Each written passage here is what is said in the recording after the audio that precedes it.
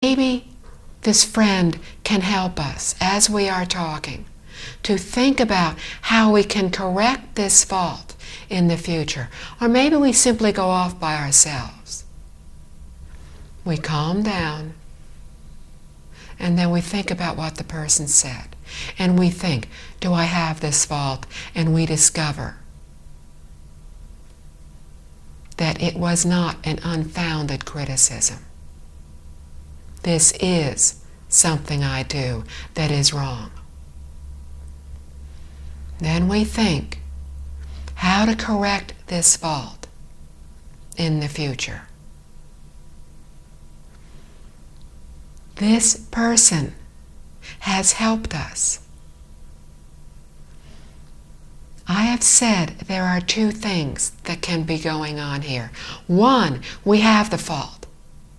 And they have very helpfully pointed out one of our many faults to us. Number two, we do not have this fault.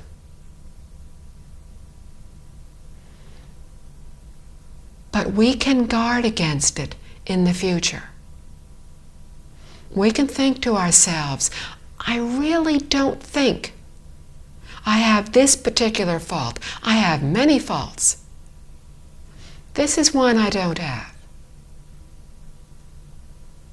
But I don't want to develop it in the future. And then we forget about it.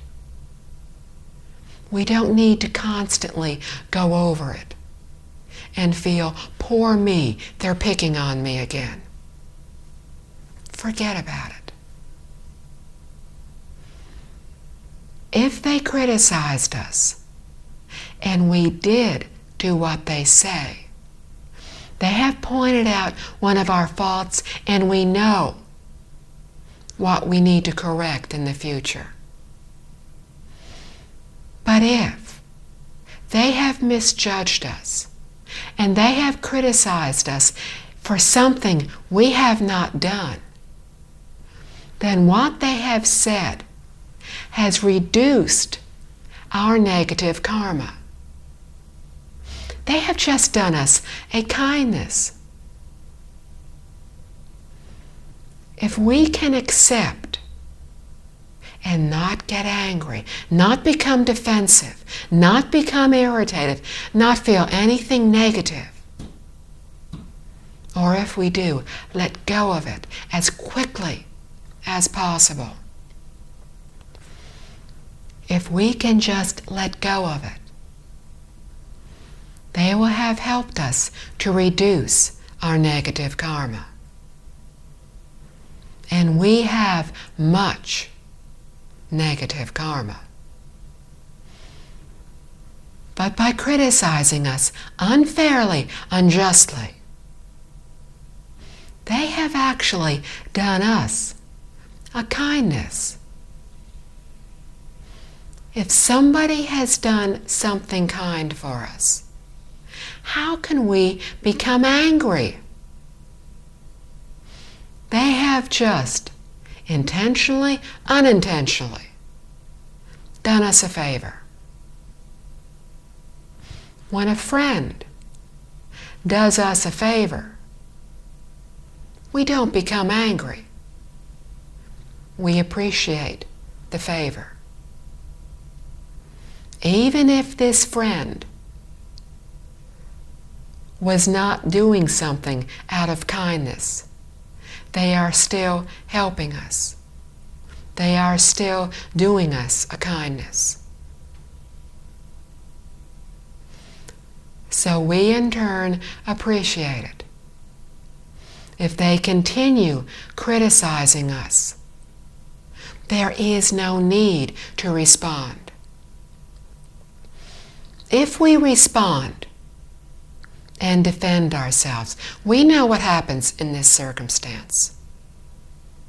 They say something that hurts us. We respond. This argument keeps going back and forth. They say, yes, you did. We say, no, we didn't. Yes, you did. No, we didn't. And this goes on, and it keeps getting louder and stronger and worse. And neither one of us is accomplishing anything. other than planting more and more seeds for criticism, unhappiness, anger in the future. They may not realize what is going on. We know what is going on because we know about cause and effect. And we know what is going on is because of what happened in the past. And what is going on will continue in the future. Everything arises from the mind. What happens in the future depends on what we think, say, do in this very moment. If we argue, we plant the seeds for arguing in the future. If we understand, we plant the seeds for understanding in the future. If we appreciate the fact that this person may have been kind, not on purpose, but still, they were kind. They helped reduce our negative karma.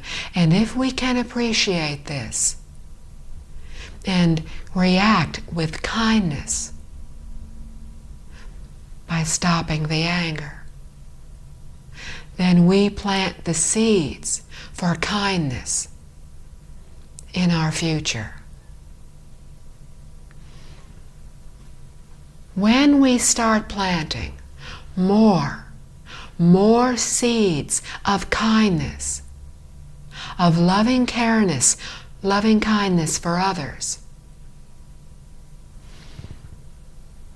we will only create good conditions in our lives. If we do this so much, so sincerely, because we have gone beyond the point of thinking, this person irritates me. I do not wish to become irritated by this person in the future. I need to get a handle on this now. If we can go beyond this, if we can think, I am frustrated, angry, but this person is just as frustrated, just as angry. For their sake, I need to stop this now. When we do this, when we don't even think of how we feel, when we are only thinking, how does the other person feel? I don't want them to feel badly in the future. Then we are acting in accordance with our true nature. And the goodness that we are creating is not just a small goodness. It is infinite goodness. We read in Liao Fan's 4 Lessons of a man who had his destiny foretold, and for years everything turned out exactly as had been destined. So he believed, he knew destiny existed. But he had the good fortune to meet a good teacher who told him how to change his destiny, who told him